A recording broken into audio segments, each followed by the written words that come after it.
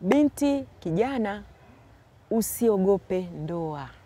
Nimepata mrejesho mara kwa mara kutoka kwa vijana wote, vijana wa kike na wa kiume, wakielezea hisia zao kwamba wanaogopa ndoa kwa sababu katika nyakati zetu kumekuwa na maumivu mengi sana yanayotokana na kuumizana katikati ya mahusiano, aidha ndani ya mahusiano ya ndoa, watu wakiwa wameshafunga ndoa, wamo ndani ya nyumba pamoja, au katika mahusiano ya kimapenzi wakiwa katika urafiki au katika uchumba kabla ya kuingia kwenye ndoa. Kuumizana kumekuwa kwingi sana ndani ya ndoa na kabla pia, na yapo mengi kwa kweli, ni ya kusikitisha sana ambayo huwa yanajitokeza. Tunayasoma kwenye mitandao ya kijamii, tunayasoma kwenye vyombo vya habari, yanahuzunisha sana. Tumesikia watu wakiumizana kihisia kutokana na kutojaliana, kutokana na kutothaminiana. Tumesikia watu wakiumizana kimwili kwa habari ya kupigana, kupigwa, kukatwa viungo vya mwili, na wako wengine wameuawa kabisa. Wako walioumizwa kwa kukosewa, kuona ndugu zao wanakosewa, kwa sababu hata ukimwona ndugu yako au rafiki yako anakosewa, bado ni jambo ambalo linaumiza, linakuumiza na wewe mwingine ambaye unatazama. Wapo walioona wazazi wao, mama, baba, shangazi, wakipitia maumivu, wakiumizwa na wenzi wao katikati ya mahusiano. Wapo waliodhulumiwa mali, mashamba, majumba, fedha. Kwa hiyo watu wameumizwa kwa namna tofauti tofauti. Kwa hiyo si kwamba ni kitu ambacho sikielewi vijana wanaposema tunaogopa mahusiano.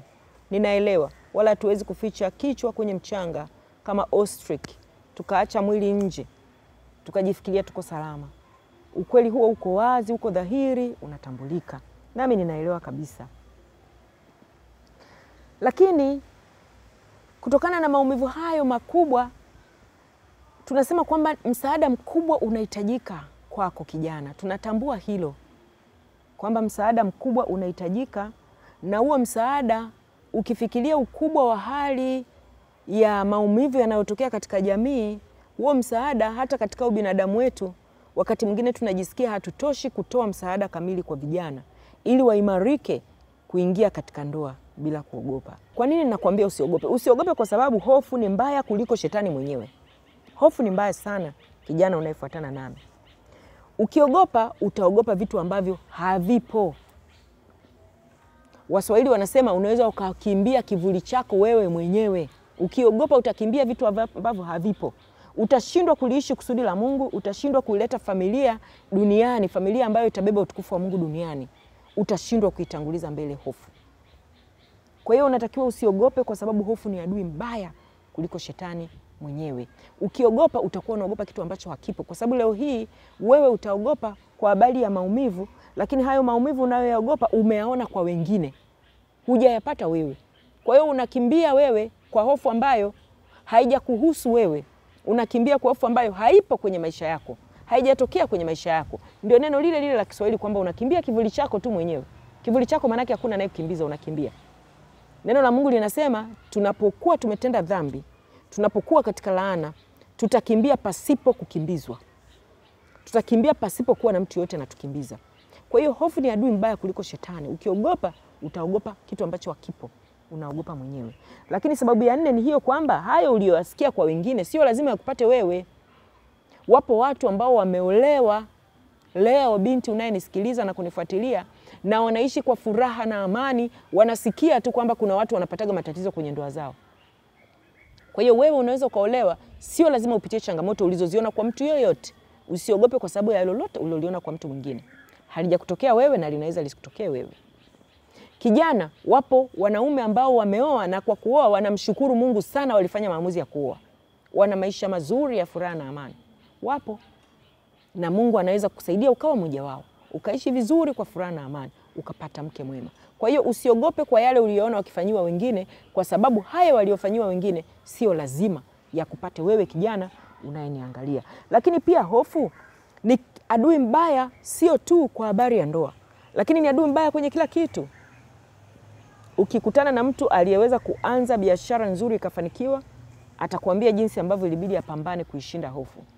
Ukikutana na mtu aliyechukua kazi nzuri, kazi kubwa akaifanya, kama ni tenda, kama ni kazi ya kuajiriwa, vyovyote vile, atakwambia jinsi ambavyo hofu ilikuwepo, ilibidi aishinde.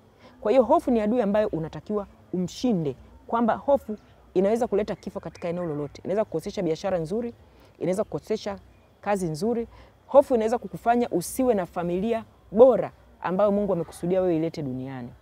Mtu wa Mungu, kitu kikubwa sana unachopaswa kutambua ni kwamba wewe ulipoletwa hapa duniani ulibarikiwa. Mungu katika uumbaji wake alipomfanya mtu kwa sura yake na mfano wake, alimbarikia, akawaambia zaeni mkaongezeke. Wewe ulibarikiwa, wewe ni mbarikiwa, na baraka zako zitaonekana katika uzao wako. Ndio maana anapowabarikia anawaambia zaeni mkaongezeke. Kwa hiyo wewe umebarikiwa na baraka zako tutaziona katika uzao wako. Nimekutana na vijana ambao anasema mimi nitaishi na mwanaume kwa muda fulani ili tutazamiane tabia kabla sijafunga naye ndoa. Asiyekuwa nikafunga naye ndoa nikajikuta kwamba ana tabia mbaya. Unapoamua kuishi na mwanaume wewe binti kabla ya kufunga naye ndoa kanisani, au hata kabla hajaja kwa wazazi wako kulipia mahari. Nimekutana na mabinti wachache, hata mwanaume anamwambia mimi nataka kwenda kulipa mahari tufunge ndoa, anamwambia siko tayari. Usije ukawa na tabia mbaya. Kwa hiyo unataka kujitumia wewe mwenyewe kama majaribio. Mtu wa Mungu, wewe utajiruhusije kujitumia kama guinea pig? You cannot be used as guinea pig. Huwezi kutumika kama sampuli. Wewe sio sampuli. Unaingia kwenye ndoa kwa majaribio. Yaani wewe mwenyewe unajifanya majaribio. Au hata watoto wa kiume wako ambao anachukua mwanamke, anaanza kukaa naye. Sifungi naye ndoa, nisije nikafunga naye ndoa, nikajifunga katika kifungo mpaka baadaye niangalie tabia zake. Wewe mwenyewe unajifanya majaribio.